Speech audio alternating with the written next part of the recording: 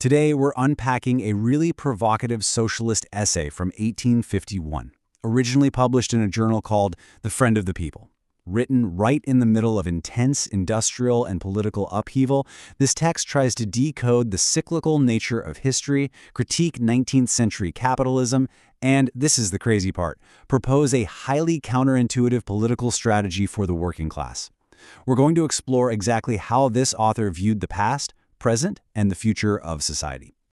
To get our heads around this, we'll follow the author's own roadmap, starting with the stages of human history, looking at how they measured working-class misery, uncovering the truth behind political reform, stripping back what they call feudal curtains, and wrapping up with a pretty surprising strategy for the proletariat.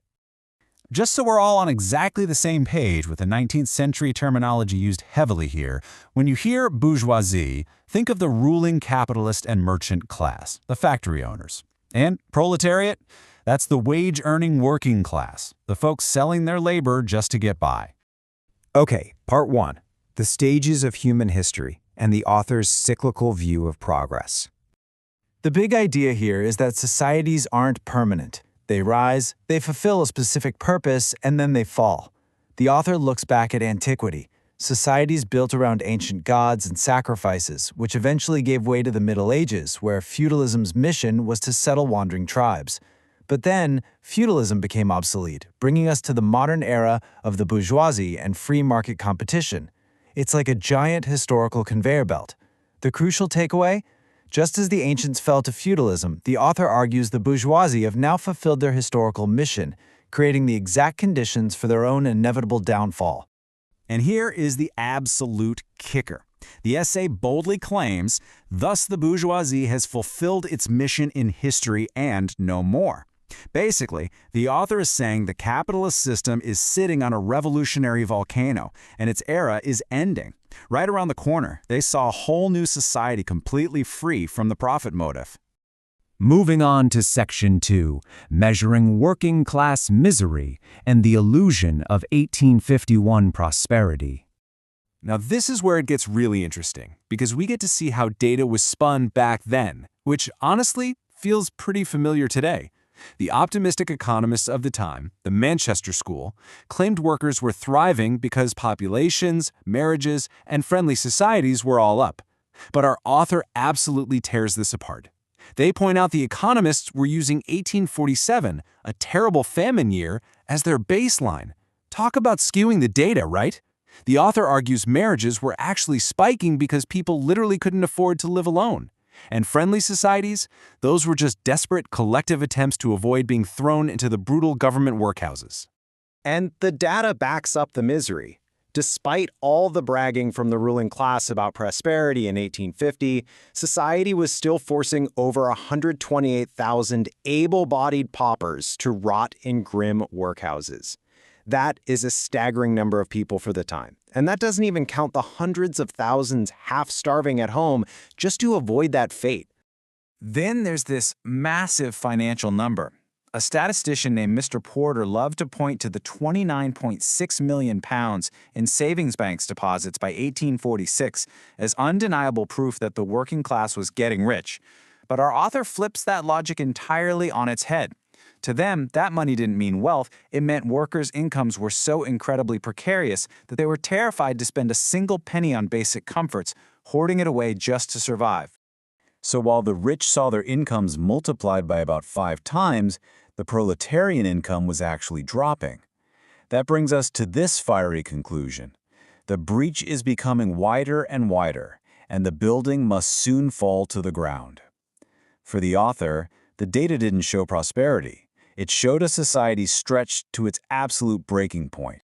Which brings us to Section 3, the truth behind political reform and why ruling classes change the rules. If things were supposedly doing so well, why were middle-class politicians suddenly pushing for major parliamentary reform? Well, check out this staggering electoral inequality.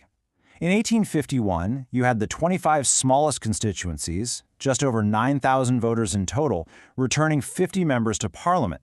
But the 25 largest constituencies, with nearly 230,000 voters, also returned exactly 50 members. The author argues these middle-class reformers didn't actually want to empower workers at all. They just wanted to equalize the districts to strip political power away from the aristocratic nobles controlling those small rural areas. Promises about voting rights, education, or cheaper food for workers. The essay argues that was all just a lure, a classic political trap. The bourgeoisie wanted to weaponize the working class, what the author brilliantly calls the proletarian lion, to fight their battles against the old aristocracy. Once the manufacturing interest became the absolute law of the land, the workers would just be tossed aside. Makes you wonder how often that same playbook gets dusted off today. This leads right into Section 4, stripping the feudal curtains and exposing the true face of capital. This is probably my favorite concept in the whole text.